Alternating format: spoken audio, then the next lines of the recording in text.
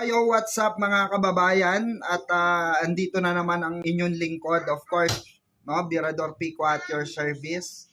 Ayan, Pico TV on Facebook page. Ayan. So, ngayon mga kababayan, pumunta po ang ating mahal na Pangulo sa Busan. Ayan, nakikita nyo naman siguro. Okay?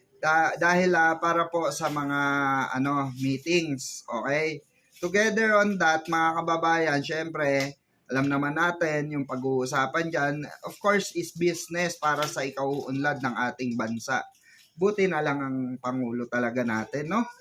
Wala talagang pakialam kahit na binabati ko siya ng kung ano-ano, no?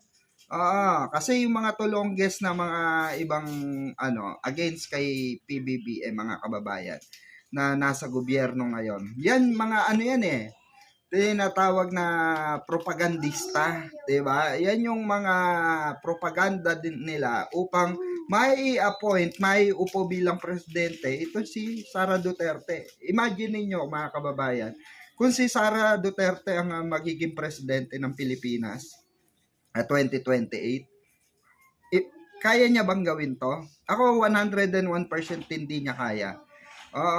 Kasi mga kababayan, kay pa lang, Digong pa lang, wala na eh. Wala nga tayo halos investor kay Digong noon eh.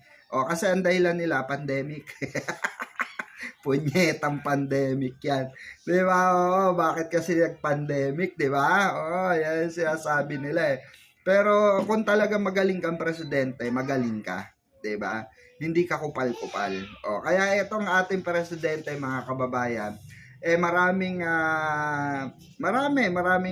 nagagawa dahil alam niya at dating presidente ang kanyang ama, 'di ba?